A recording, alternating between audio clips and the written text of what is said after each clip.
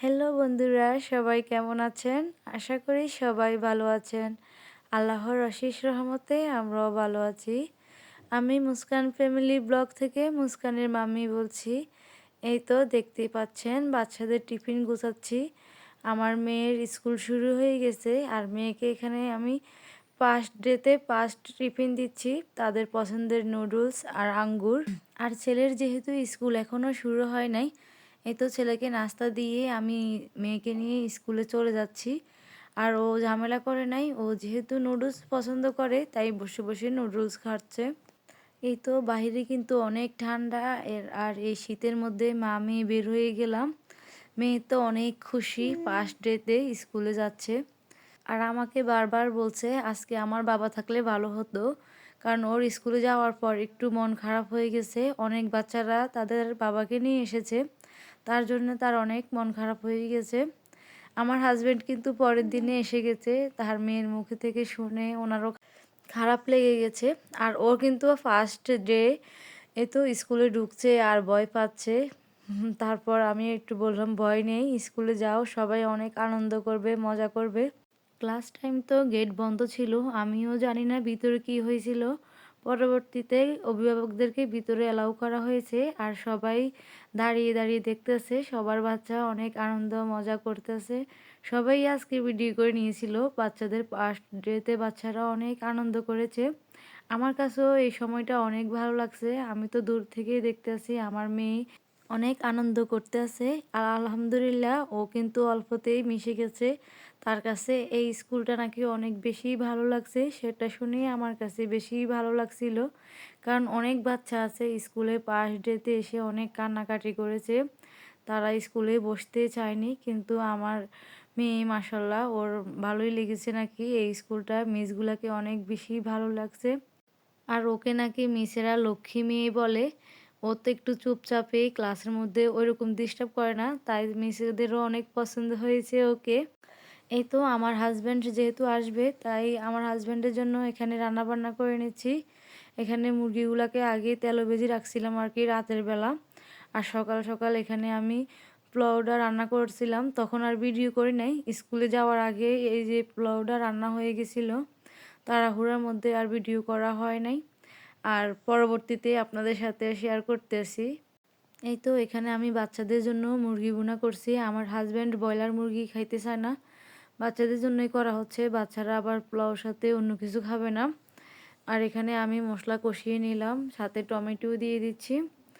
এখন ভালোভাবে মশলাটা কষিয়ে তারপর আবার এখানে মুরগিগুলো দিয়ে দিব। এই যে টমেটোটাও একদম গলে গিয়েছে। আর ছেলে মেয়ে তো অনেক খুশি, তাদের বাবা আসবে, তাদের তো অনেক অনেক আনন্দ লাগতেছে নাকি। আমার হাজব্যান্ড আসলে আমি একটু 2-3টা আইটেম রান্না করি, তাহলে এত আইটেম করা হয় না। একটা রান্না করলে আমাদের চলে যায়, কারণ আমরা খাবার দাবার পরিমাণে অনেক কম খাই। আর বাচ্চারা তো জানেনই, অন্য খাবার খায় কিন্তু ভাত সবজি এগুলো একদমই খেতে চায় না। এই তো আমি মুরগিটাকে ভালোভাবে কষিয়ে নিয়েছি, এখন আমি এখানে ঝোল দিয়ে দিব। আর ঝোল দিয়ে ভালোভাবে সিদ্ধ করে রান্না করে নিব। আসলে অল্প টাইমে ভিডিও নেই, বেশি ভিডিও করি না, কারণ আমি এখন প্রচুর ব্যস্ত বাচ্চাদেরকে নিয়ে। একটা বাচ্চার ক্লাস চলতেছে, আরেকটার ভর্তি নিয়ে, দেখা যায় সব কিছু মিলিয়ে মোটামুটি একটু প্যারায় আছি। এখন যদি আমার হাজব্যান্ড আমার সাথে থাকতো তাহলে আর এত প্যারা লাগতো না, কারণ উনি আমাকে যথেষ্ট হেল্প করে। যখন আমি বাড়িতে ছিলাম তখন অনেক হেল্প করছিল, বাচ্চাদেরকে উনি রেডি করাইতো স্কুলে নিয়ে যাওয়ার জন্য, আর আমি শুধু খাওয়াইতাম। এখন সব কিছু আমাকে একা হাতে করতে হয়। আর এই তো হাজব্যান্ডের পছন্দের রুই মাছ ভুনা করতেছি এখানে, সাথে মাছের পেটি আছে। আমার হাজব্যান্ড মাছের পেটি খেতে পছন্দ করে, তাই ওনার জন্য এটা রেখে দিয়েছি।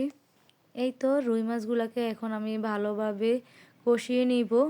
আর রান্নাবান্নার টেস্ট কিন্তু ডিপেন্ড করে কষানোর উপরে। আপনার যদি অল্প সিদ্ধ করে রান্না করে ফেলেন, ভালোভাবে না কষিয়ে, ওই রান্না খেতে ভালো লাগে না। আর একটু সময় লাগিয়ে রান্না করলে কিন্তু ওই খাবারটা অনেক বেশি মজা হয়। আর আজকের মাছ ভুনাটা কিন্তু অনেক বেশি মজা হয়েছে। এই তো রুই মাছটাকে ভালোভাবে কষিয়ে এখানে পরিমাণ মতো ঝোল দিয়ে দিয়েছি। আর আমি যখন মাছ মাংস এগুলো রান্না করি, তখন আমি লাস্ট পর্যায়ে গিয়ে মরিচ দেই, শুরুতে দেই না, কারণ লাস্টে দিলে এটার স্মেলটা ভালো আসে। আর খেতেও ভালো লাগে। আর এই তো রুই মাছ ভুনা শেষ। এখন আমি পরিমাণ মতো ধনিয়া পাতা দিয়ে চুলাটা বন্ধ করে ফেলবো। আর আমি মাছ ভুনাটা সিলিন্ডারে করছিলাম, তখন গ্যাস চলে গেছে। কি আর করব, গ্যাস না থাকলে কি হয়েছে, আজকে তো রান্না করতেই হবে যেহেতু আমার হাজব্যান্ড আসবে। এই তো এখানে আমার রুই মাছ ভুনা করা শেষ।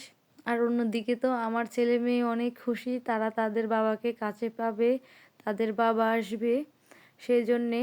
আর আমরা যে একদিন গরুর মাংস রান্না করছিলাম, তখন আবার ওই যে আমার মেয়ে বলছিল আমার বাবার জন্য রেখে দাও, তখন এই মাংসটা আমি ফ্রিজে রেখে দিয়েছিলাম। এখন এই তো বাইর করে নিছি। এই তো এখানে আমি এখন গরুর মাংসটাকে গরম করে নিচ্ছি। আর শীতকালে তো সব খাবারই গরম গরম খেতে হয়, ঠান্ডা খাবার আমরা একদমই পছন্দ করি না, আর খেতেও ভালো লাগে না।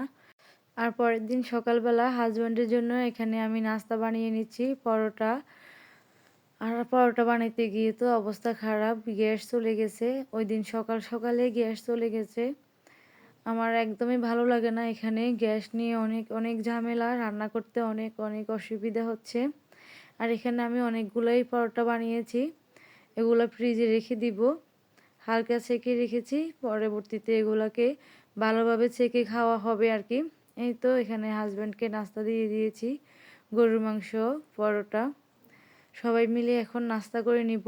আর আজকে তো আমার হাজব্যান্ড তার মেয়ের জন্য স্কুলে যাবে। এই তো নাস্তার সাথে গরম গরম চা, আমার হাজব্যান্ডের পছন্দের খাবার চা কফি আমার একদমই পছন্দ না, কিন্তু উনি যেহেতু পছন্দ করে সেটা তো বানাইতেই হবে। এই তো নাস্তা করে সবাই মিলে চলে এসেছি মেয়েকে আনার জন্য, মেয়ের বাবা, আমি, আমার ছেলে। আর স্কুলে এসে তো ওর বাবার কোলে উঠেছিল, তখন অনেক মানুষ ছিল মাঠের মধ্যে। ওর বাবা যখন ওর জন্য গিয়েছিল, ও একদম ওর বাবার কোলে উঠে গিয়েছে। তখন তার ভিডিও করতে পারি নাই, কারণ অনেক অনেক অভিভাবক ছিল। আর বের হয়ে ওদের বায়না, ওদেরকে এটা কিনে দেওয়ার জন্য সেটা কিনে দেওয়ার জন্য।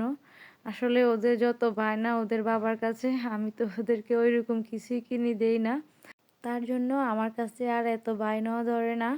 এই তো আজকের ভিডিওটা এই পর্যন্তই, সবাই ভালো থাকবেন, আল্লাহ হাফেজ।